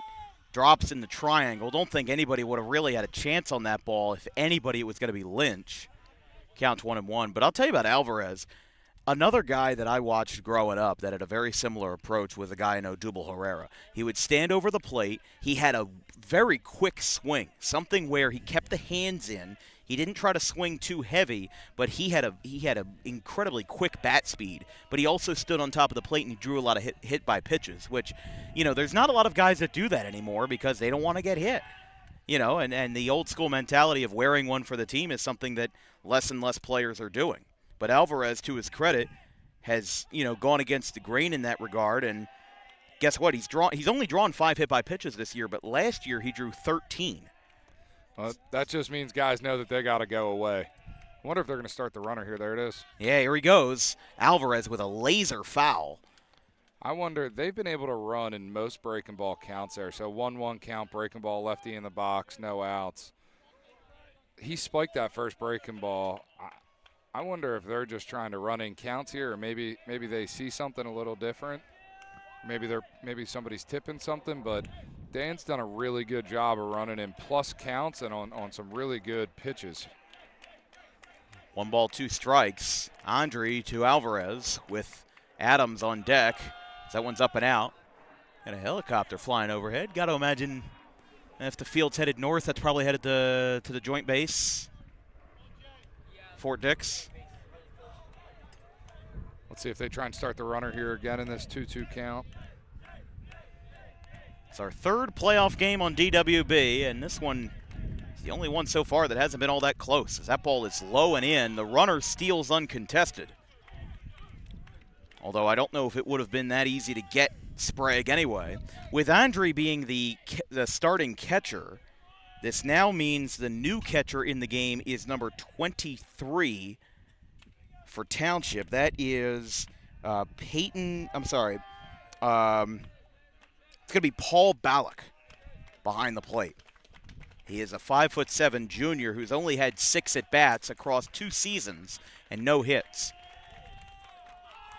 McClinty stays in the game, so he's probably not going to hit. They're going to leave that DH in for him. They probably took out that last lefty arm out of the lineup. Keep the DH, put the catcher back there. And that'll be a little bit intriguing when Township comes to bat in the 4th as the 3-2 popped up third base side, over and running. He's got room, and Robinson makes the catch. Props to the Township dugout. They were guiding him the whole way. They were saying, you got room, you got room, you got room, because he was the only guy that was going to contest for that ball, and Robinson makes the catch. It retires Alvarez after a lengthy at-bat, and it's out number 1 as Henry Adams, who has reached base twice. He's had a hit by pitch and a single, come around to score both times in an 8-0 game. But yeah, our first game we had in the playoffs, actually it's our 4th playoff game, just our 3rd in the public brackets. We had a 4-1 win for Paul VI over Donovan Catholic. We saw a 7-6 win on Wednesday, Cherry Hill East over Vineland. Thursday was Morristown over Cumberland, 2-0. So back-to-back upsets. Although I'll say I don't think Morristown should have been a 12 seed. I think they should have been a 10 at the lowest. But they proved their worth, and now they'll have to play Delsey today in Franklinville. 1 ball, no strikes. Runner on second after Sprague singled and stole second. You start making comments about seeds, you're going to get me into the oop factor on playoffs. We missed the playoffs at Overbrook by 0.12 points this year. Oh, I'll tell you, you should have been way higher than that. You guys should have made it. Well, it's, we play good teams. We're playing Kingsway, we're playing schools like that, and, I don't like scheduling teams that are guaranteed wins for us. And, we dropped a game that we I don't think should any have. coach does, or maybe most don't. I would say you'd get away with 1 or 2. 1 or 2 that you can get free wins out of and have one of them be your senior day. But I've watched senior days where teams have lost on their senior day. And, listen, you still have your ceremonies, you still have stuff like that, but I just don't get the entertainment in watching a 24-0 game where everybody gets to play. It doesn't feel like you're watching real baseball. And being able to call yourself, at Overbrook, one of the things that I wanted to bring back was pride, right? When I took over, there was 3 wins, 4 wins, and 3 wins, and largely the program was disassembled. And we scheduled those hard games because it's like, hey, this is the level that we expect to be at. So this is a level of accountability that I'm going to hold you to in season and in the off season. And being my last year, getting bounced on a 0.12 oop factor. Wasn't my favorite thing that's ever happened. There's a ground ball over the middle. That will skip off the glove. It's going to go into center field. This is going to be an RBI knock for Henry Adams, and it's now 9-0 Rancocas Valley as Sprague scores. He comes around, and Sprague sticking around a little bit to give some advice to Rominski. So an RBI single for Adams, but this has been the Eddie Rominski Show. 3 scoreless innings on the mound. He's 2 for 2, 2 singles and 3 RBIs. There's not many players that can have this kind of influence on both sides of the ball. And Rominski has just been that kind of guy today. Here on this warm Friday afternoon at Rancocas Valley, the sports complex, just a few minutes off campus from the high school in Burlington County, as there's a strike called, 0-1. We'll be off this weekend. No games Saturday or Sunday. We should note that there is a South Jersey playoff game tomorrow. Haddonfield is hosting Manchester in Group 2. That is the only South Jersey playoff game tomorrow, but we will not be there. We'll be off Sunday, and I believe off Monday as well. Tuesday we'll have non-public action in the semifinals. As that ball gets away, it's 2 bags. Rominski's trying to argue that it hit him. He doesn't know where it's at. Yeah, and Ballack doesn't know where it is. The runner just advanced 2 bases, but Rominski's trying to argue that it hit him. That's an argument. Or at least I think he is. I think he wants to let that one go. He just got 2 bags in an RBI. Exactly, yeah. Rominski's got a shot to put this game, 10-0 and go get 6 outs for his team and head home early. That will be a huge lift. I mean, I know in Group 4 last year, Cherokee run-ruled Kingsway in the semifinal, and in Group 2, Haddonfield run-ruled Collingswood in the sectional final. I mean, there's mercy rules no matter where you go. They're doing it across basically all sports now, which I'm not a huge fan of, but Rominski fouls it back, and it's 1-2. They got it now in basketball where if you're up 35, they run the clock. in soccer, if you're up by 8 and it's 10 minutes left in the game, they can call the game 10 or 15 minutes early. I don't know. I mean, listen, I'm fine with it in baseball because there's so much of a talent disparity sometimes, but I don't know. Baseball's the only game with no clock, though. That's true. And that's why I think that was always should be there, because you got to go get 6 outs. You got to go get 6 outs. Or if you got to go to finish a game, that's kind of a point of pride. Football, basketball, some of these running clock games, you can hold the ball, but in baseball, you got to send a guy to the plate. You got to throw strikes. So sometimes that can get carried away. Yeah, and that's the one thing is that I've seen games that are 5 innings and they'll still end 25-0 and stuff like that. I mean, that's just not fun. And people ask me, I'm sure I'll get a comment from somebody. Oh, the game was 10-0. Why did you cover it? And I said, and I'll tell them, I'll say, listen, what we do with Dan Wilkins Broadcasting, when we decide what game we want to cover, I am genuinely doing hours of research to see, okay, when these two have played before, was it close? Have they been close recently? Are the teams good? I do a lot of in-depth research to see what game we think would be best. And sometimes you just don't know what's going to happen. Maybe in basketball or football it's a little bit more predictable, and you could say, oh, we know this team's going to win by a lot, or we know this team's going to be blowing the other one out. But in baseball, you really never know. And sometimes you have games where you think it's going to be tough, and then you go home in 5 innings. I mean, look at the Overbrook game that we had versus Pittman. I didn't schedule that game because I thought Overbrook was going to win by 11. I scheduled it because I thought it was going to be a competitive game. Yeah, they've been getting us a lot. That's true. Wait, you mean before you scheduled this game, you didn't know there was going to be 5 unearned runs in the first 2 innings? I'm not a wizard, Greg. It's 1-2, 2 outs. If you missed it, Rominski struck out swinging, but Peyton Andre trying to keep this game in the balance. It's a 9-0 game, and the 10th run is on third. But remember, by the NJSIAA rules, mercy rules wouldn't come in until the 5th inning. So if that 10th run scores, you'd have one more inning to pad it on in the 4th, and then you'd be able to shut it down in the 5th if everything holds. I mean, who knows? Washington Township could put up 9 runs in the 4th inning and send us back to a tie game again. But you never know. As the 2-2, Andre delivers fastball high, 3-2 to Gaskell. He is 1 for 1, walking a single to his name.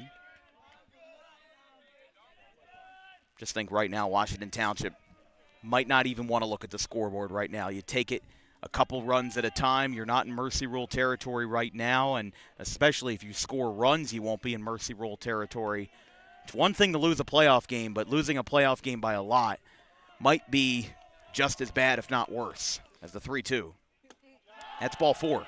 Township approach right here has got to be, I have to win this at bat. I have to win this pitch right here, because take it step by step. At the end of the day, there's no one on that team that can hit a 9-run homer. That's why this game's a game of 5s, right? And once you get up 5, it's out of reach for one swing. So it's just going to be about turning the script, trying to play a 4-inning game the best you can, and hopefully you can catch something here.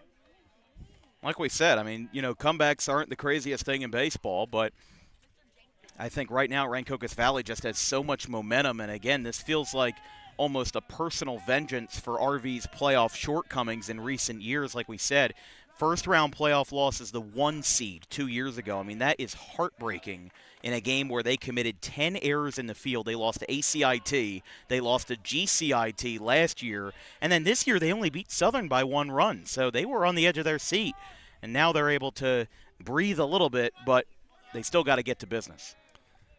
I could be wrong, but I'm pretty sure as a player, Haverstick had won a state title at Cherokee in those years. Would that be 09? No, I think it was 6. That team was loaded. They had a. That's before my time, so I wouldn't know. Yeah, an old guy like me. That's when I was playing in it. There goes a throw down to second. Now they're going to do with first and third. Steal. The throw is wide, and there's a big collision. Adams scores. Ballack, unfortunately, had to run in the line of the runner because the throw was wide. The run scores, and it's now 10-0 Red Devils. I mean, this feels like Diamond Classic final between Gloucester Catholic and Clearview, where, maybe there was a little bit of momentum early, and then the game just sails away from you. I mean, this has been just shocking on all levels. That's a guy that's done a great job at a public school. Nicky Core over there at Clearview. Right. Gloucester Catholic grad. Yeah. And that team's young. Like some of his best players, they're young guys. Dom Bates, a senior. Shout out to Dom. He played for us in the summer, for a long time. Still does over with the Main Street Nukes at game day. And, Dom spent the whole winter in there, and he didn't have a great junior year, but he came back ready this senior year. He spent a lot of time working hard this offseason. Yeah, they've got Luke Yeager, who is we just did the same thing. You saw that foul ball come the way, and we put our hand up like we were going to frame it.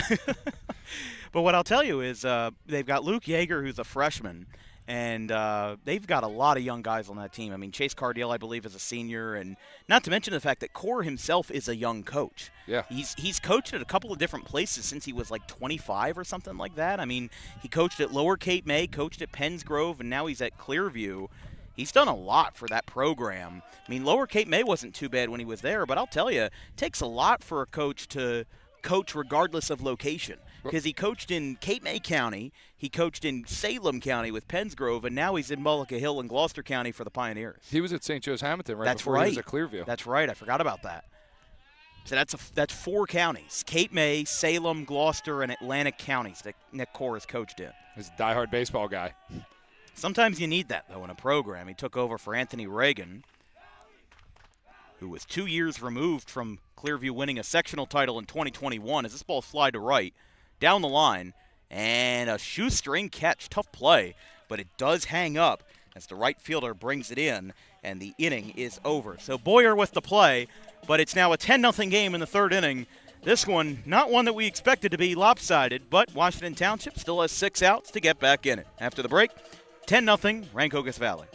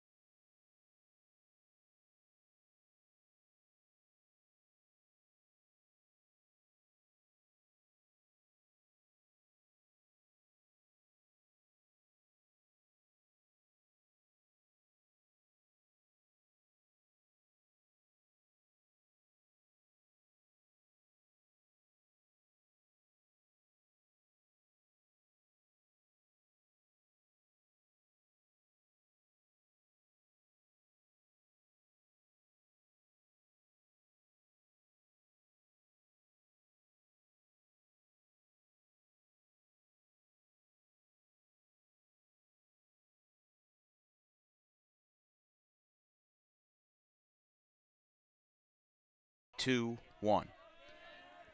Top of the fourth inning. Raminsky's first pitch is foul. By the way, an update on South Jersey Group 1, Audubon Shalleck. I misread the score originally because our good friend Al Muskowitz posted it. He said Audubon 6-4, but I misread it. He was talking about the 6'4" pitcher, Connor Chester. Shalleck leads 2-1 in the bottom of the sixth inning. Cooper Willoughby had an RBI single, so Shalleck with a go-ahead as the 1 seed, trying to upend Audubon after reaching the Group 1 final last year versus Shalleck. That one's foul. Shalleck gives me nightmares. I mean, those guys. Well, you had to play them twice a year at Overbrook. And the Pokrovsky brothers, I mean, there's like 6 of those kids. They got more coming up. If you're familiar with Cinnaminson at all, it comes down, I think of the Stenner-Lovich girls. I mean, there's 3 of them that are all like 1,000-point scorers at Cinnaminson. And as soon as one graduates, there's another one that's a sophomore on the team, and they're already getting like 40 minutes a game as that one is fouled back. It's Peyton Andre, the batter. It's 4, 5, and 6. Audubon had that as well with the Flaccos. You had Joe Flacco, but a lot of people forget that there was Tommy Flacco, who was with Audubon, I think, like 2008 he was a grad of. He was a 100-hit guy, and then there was Brian Flacco after him. And Tommy Flacco actually played professional football. He had a practice squad tryout in 2010 or 2011 with the San Diego Chargers. Which one of the Flaccos ended up at Eastern? Oh, I can't That was one of the younger ones. I think it was the last one. He went and played at I can't remember his name. Eastern or Western Michigan. Yeah, I know who you're talking about. I just can't remember. That was after the Andrew Daly years as a fly ball to center field. Over to his left, Sprague makes the catch, and Andrew is retired for out number 1. This is going to send up Antonio Causarano, who homered in yesterday's win. There were 2 home runs in the game over Egg Harbor. McKenty had 1, and Causarano had another. But what a gut punch this is for Washington Township to go from scoring 13 runs on the road, winning that game versus EHT, again in a game that they led 13-5, going to the final frame. But then you're down 10-0. And again, this is all in the span of about 24 hours because they had to travel to Egg Harbor yesterday. That's about an hour drive, give or take. It's about an hour to get here from Washington Township to Rancocas Valley. I know that because it took me 30 minutes to get here, and it takes me about 20 minutes to get from my apartment to Washington Township. So maybe 50, 55. But still, I said in the open, I said I do not envy Washington Township's position here because even if they won today, they would have had to play their number 1 or number 2 rival in Kingsway as Rominski takes another tapper back to the mound. Underhand flip to first. Cristiano did not run it out as there's 2 away, and the batter will now be Josh Lynch, the left fielder. Is Rominski committed anywhere? Not that I know of. There's not too many college commitments. The ones that we know of, 2 of them are hurt. There's Avery Ash, who is committed to Kane. He is out for the year. Connor Whittall is committed to Duke, but he's been hurt. And you've also got a handful of others, including there was one that's Corbizzolo that's headed to FDU Florham. That one's up. Corbizzolo threw on Wednesday versus Southern. Might have to send a couple texts about Rominski here. That one's outside, 2-0. Yeah, I mean, he's a strong pitcher. As we said, 31 Ks going into this matchup, only 7 walks. He's good frame, solid delivery, good repeatable mechanics. I mean, he's a good arm up there. And normally when he's not throwing, he's the starting first baseman for RV. Sitting in the 4-hole today, right? Yeah, in the 4 spot. Yeah. Not to mention a lefty bat. A lefty bat and a righty arm. Something that's a really nice combination to have. Not to mention, he's been really composed. Even when this game was just starting out, he got into a little bit of trouble with a single and a hit by pitch, thought Township would have some life in them. He did not back down and ended up initiating that double play to end the inning. He's a high-energy guy. He's got some really good confidence under himself. 3 balls, 1 strike to Lynch. That is low. And Rominski will surrender his first walk of the game. It'll now bring up the third baseman, Andrew Robinson. So, as a college coach, I'm looking at that frame, too. He's got another 20 pounds he can put on, very healthy. He moves just fine. I'm wondering what his plan is after this. You know, if he opted not to, maybe he didn't talk to the right guys, but he can absolutely pitch at the next level if that's something that he decides he wants to do. Agreed. And, I mean, RV's brought some great pitchers in over the years. I saw Matt Hewitt was here earlier as that ball's going to skip through into left field on the first pitch. Andrew Robinson got that one past a diving Harrison. And that'll be a walk and a single that puts 2 runners on for the Minutemen. And even if this only turns out to be 1 run or anything, you could get a 2-out rally here and just try to chip away, keep yourselves in this game. That would be the most important part of them all. Did I see right Gloucester lost yesterday? They lost to Sterling 4-2. Gloucester County. Sorry, RCSJ. Oh, I'm sorry. Old head like me, it was Gloucester. Oh, yeah. I mean, it was Gloucester until 10 years ago. So yeah. No, they did lose to SUNY Niagara. There's a ground ball in the first pitch. So a 2-out rally is cut short, and a 4th scoreless inning for Eddie Rominski. It's 10-0, Rancocas Valley. They'll have one more chance to add some more runs, and then one more chance for the Minutemen to defend. We'll be back after the break.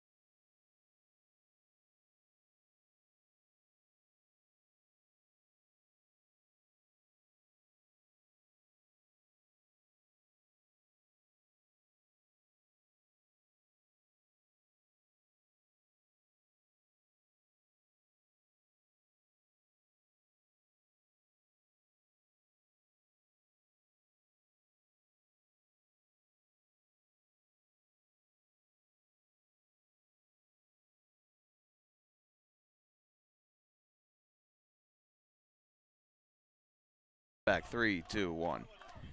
Bottom of the fourth inning. It's 7-8-9 for the Red Devils as Andre just missed that time. In a very tight zone behind the plate, although if it's consistent, that's not a problem.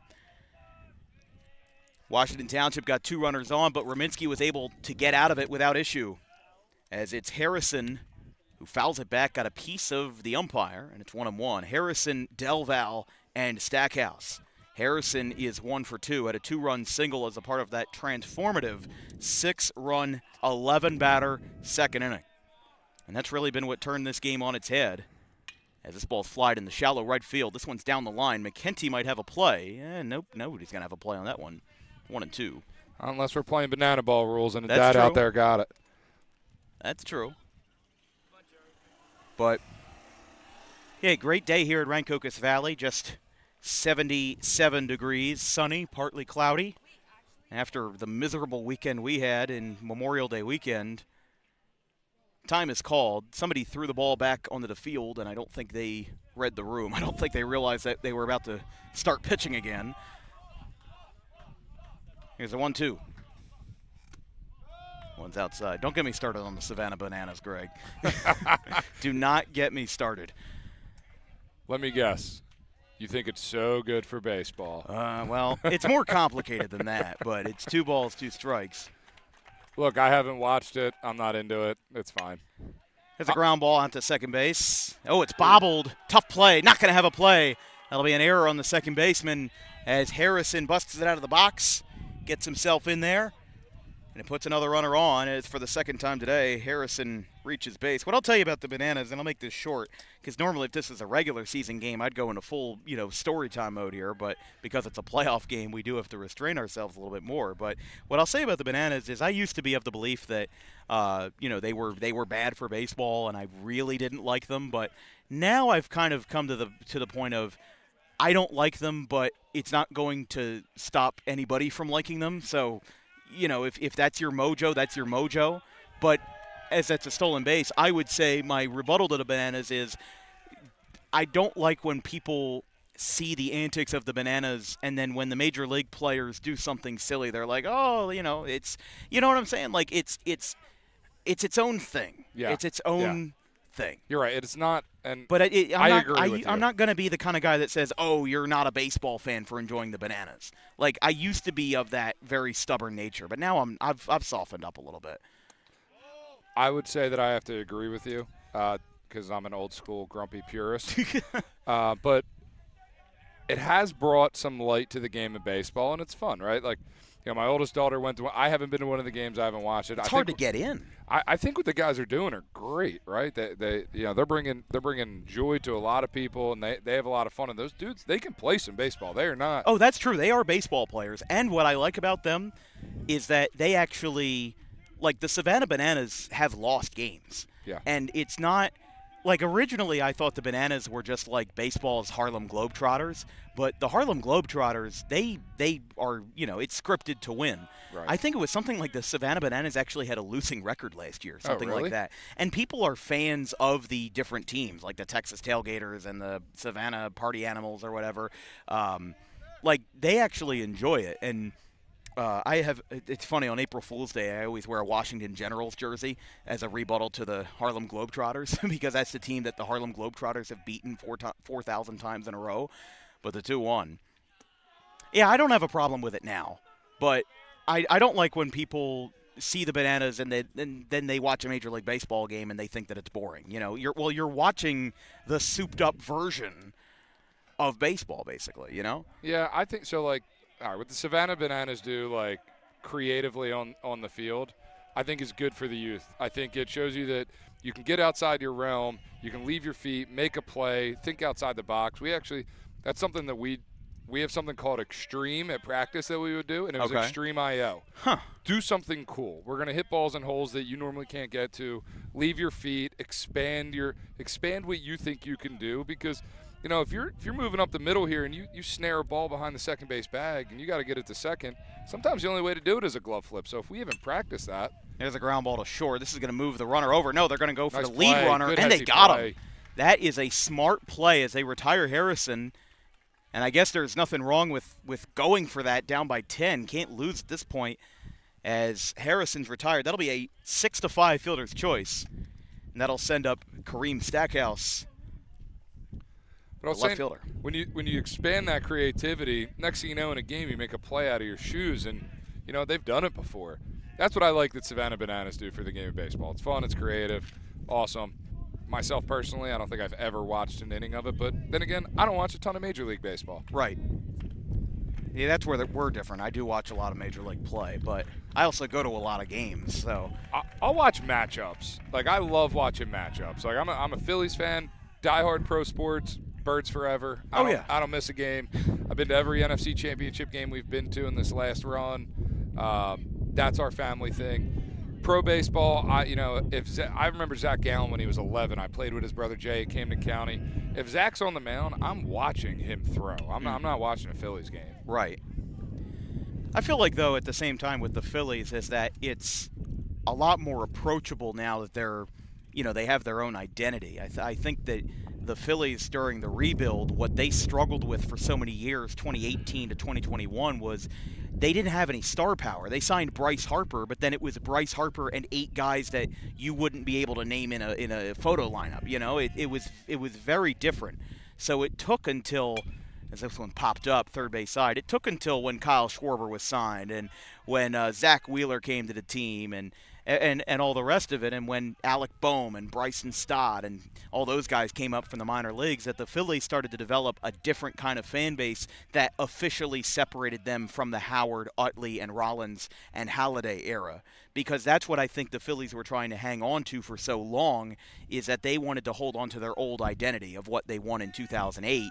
But then they just had to realize, hey, we got to let that go. We have to play a different brand of baseball. I totally agree with that. That Howard, Utley, that whole brand, that was manufactured out of the Philly farm system. I mean, those guys didn't come up until 25, 26 years old. And they were all homegrown, as you said. They were all Phillies minor leaguers. Yeah, Schwarber, I was coaching some summer ball out in Indianapolis at the Pastime World Series back when I took the first run at summer ball with Frank Nicolosi. And we actually got to see Schwarber play. And he was playing for a team out of Ohio. And I remember he hit a shot. It looked like a driver, off a tee box. I mean, he hit a ball, and we were like, who is that guy with no neck? It turned out to be Kyle Schwarber. Right.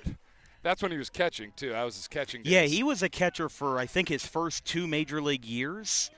But I think it was only his rookie year, actually, in 2015 with Chicago, as the 1-1 to Sprague is a ground ball. That is in play. If Sprague didn't run it out of the box, we've got some confusion here. I think the 2 umpires had 2 different beliefs as to where that ball hit. Did somebody call it foul? I don't think anybody called it foul. That's the thing. I didn't hear anybody. Oh, if they don't call it foul, it's an out. I mean, if they call it, yeah, Township's coming off the field here, so. Foul ball. They're gonna call it a foul ball. Here's the thing, though, Sprague. If that ball hit Sprague, he would have certainly challenged that it hit him. He certainly would have contested to the umpire that he got hit if he did. So I don't know about that. And Bob Kelly tried to argue it, but he's not going to get anywhere with it. There's no reviews down here. You just have to hope that they talk it out. Sometimes that's frustrating as a head coach too, because you start getting in the ear of the guy behind the plate that you're going to have next year, and you already got 5 unearned runs under your belt for the day, and it's not that play that's going to cause it. I mean, we're behind a fence and behind 2 guys, so I don't know what I would have there. I didn't see the ball change direction. I didn't see it either. I was just thinking in my head is that if that ball did hit Sprague, I felt like he would have challenged it because the call was originally that the ball was in play. That was outside. You see all the time when batters get grazed by a pitch and they don't call it, they challenge that. They say, hey, that ball hit me. So I'm a little bit surprised that he didn't show any emotion or anything like that. So yeah, I'm hopping up and down in the box right there. Exactly. Ow, that hurt. That hit me in the foot. Embellish a little bit. The 2-2. Breaking ball called. Strike 3 on the inside. So Peyton Andre, for the first time today, gives Washington Township a scoreless inning. They've gone through 3 pitchers in McKenty, de Blasio, and Andre. And in a desperation mode, Township only needs 1 run, but they need a lot more to get back into this game. We go to the top of the 5th. It's Rancocas Valley 10, Washington Township 0.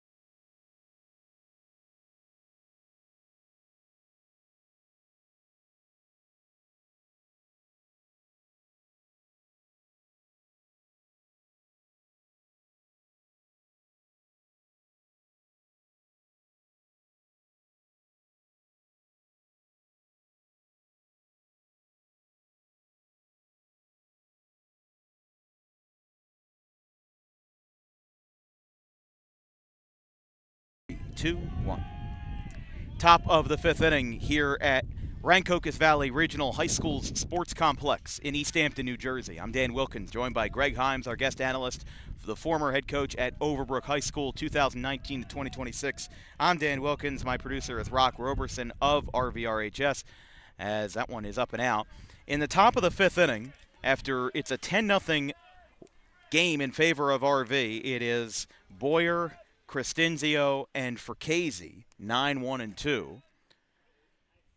If Washington Township falls in this game, they would end their season at 11-13. They were 3-7 in the Tri-County Royal, but they had some good stretches in late April, early May, but they were just hanging around 500. Like we said, we covered Township in their first-round game last year, only lost by 4 runs to the eventual state winner, Cherokee.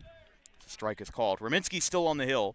If RV wins, they would improve to 16-12.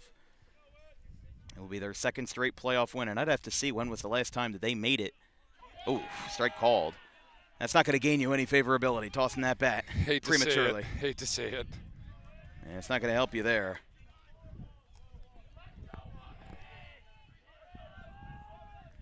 But as we said, RV's at a first-round home game in the playoffs every year since they joined the Olympic Conference in 2023. As there's strike 3 called. What a comeback by Rominski. Was down 3-0 in the count. Gets a swing and miss and 2 called strikes to retire Boyer. We go back to the top of the order for Gio Crescenzio. There's 1 away.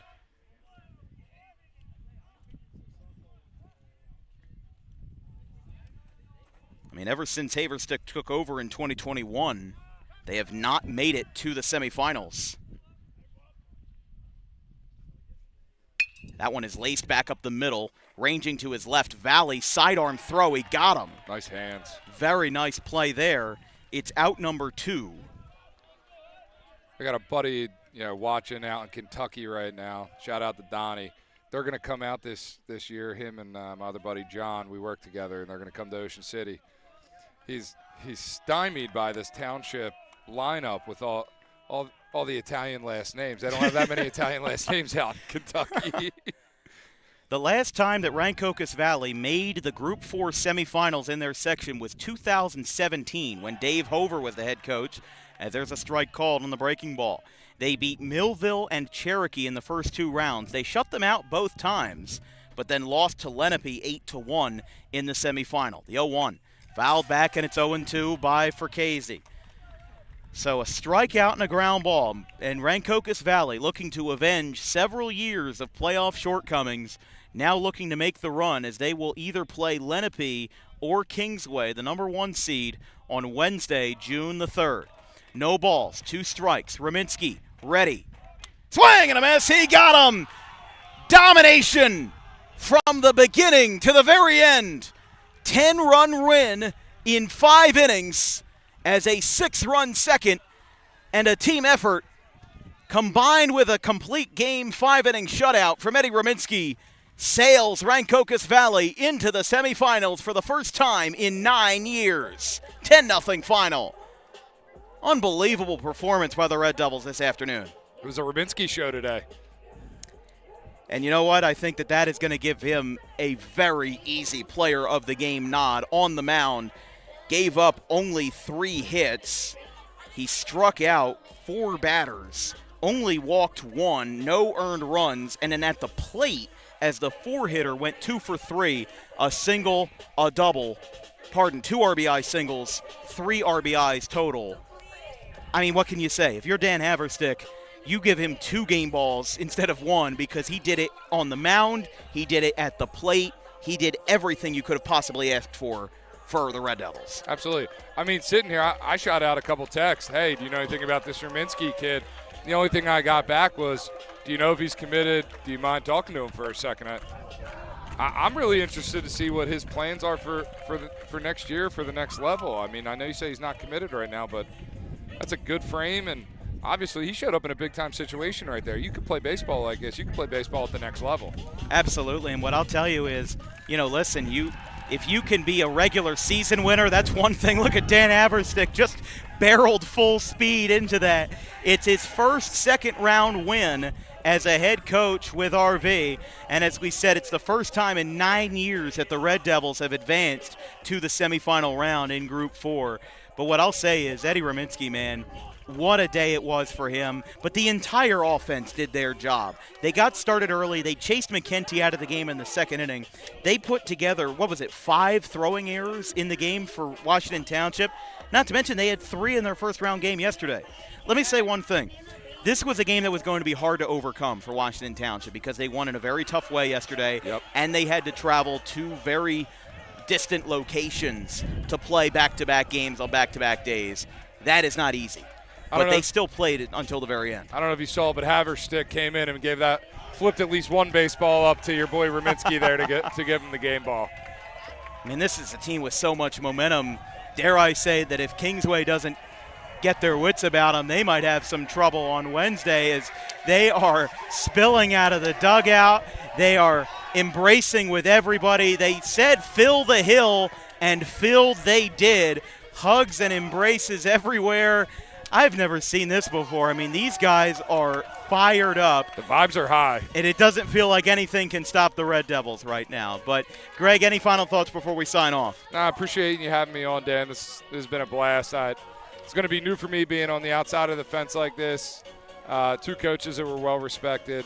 So thank you for having me on, and look to being on again in the future here. So, And listen, Greg, you're always welcome because that was great analysis we saw today. And I would have said if I had never met you before that you were a broadcaster for many years. But talked a lot about the game today. And even though the game was not exactly close, it was still entertaining, and it was still great to talk some baseball with our good friend Greg Himes. That'll be all for us tonight on Dan Wilkins Broadcasting. We're going to take the weekend off. We'll be back on the air on Tuesday, June the 2nd. For a non-public B semifinal round between Holy Spirit and Bishop Eustace. But from our entire crew, our social media coordinator, Haley Mejia, our graphics crew, Caleb Lane, Carson Rosso, and Fisher Giannotti, my producer, Rock Roberson of Rancocas Valley, my guest analyst and color commentator, Greg Himes of Overbrook High School. I'm Dan Wilkins. We'll see you on Tuesday between Holy Spirit and Bishop Eustace. The final score tonight is Rancocas Valley 10, Washington Township 0. Have a good one, folks.